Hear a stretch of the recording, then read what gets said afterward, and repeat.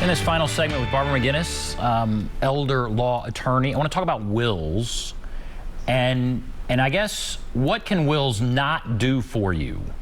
So we have some sense of what they can do for us. What can they not do for us?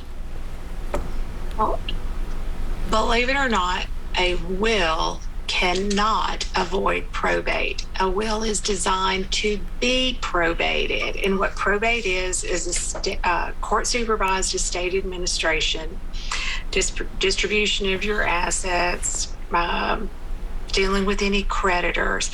But often, very often, I hear people come in the office and they say, I have a will, so therefore I don't have to go to probate, right?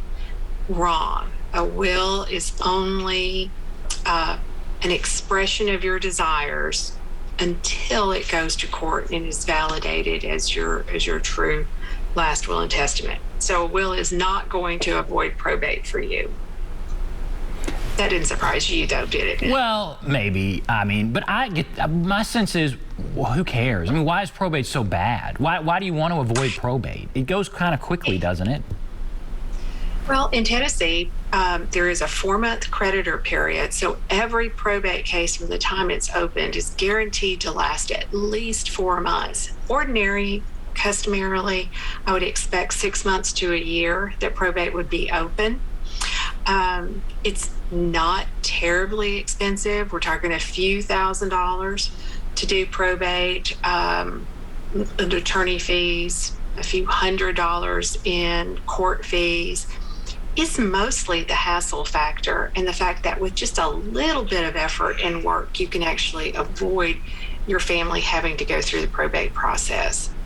You want a will, you want that expression of your desires to prove your intent, but there might be other ways too that you could work on avoiding probate. You know, the other thing a will can't do is override a beneficiary designation. And so a beneficiary designation on life insurance forms or your IRA, it's going to pass to that named beneficiary regardless of what you have in your will. And those beneficiary designations are great probate avoidance tools. You just have to remember to keep them current. If you're divorced, if you're recently divorced, but you still have an ex-spouse named as a beneficiary on these documents, they're going to receive that money when you pass away. So that could be a big surprise to a new spouse. That they don't automatically get, they don't automatically get those assets. The other thing a will really and truly cannot do for you in Tennessee is disinherit your spouse unless you have a prenuptial agreement that goes along with that. You know, I've seen a lot of folks get legal planning from other sources, and they come to me and they've disinherited their spouse in their will. There's no prenup in place. You really cannot disinherit your spouse that way because in Tennessee there are marital right laws, and it's designed to protect a spouse from just that. And you know, I think it's all well-meaning that they're trying to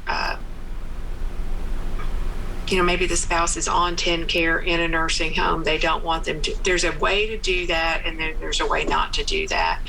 And you can create problems by trying to disinherit your spouse. Very interesting. Okay, see, we can talk about this a long time, but now, all right, we're out of time, so we can't talk about wills anymore.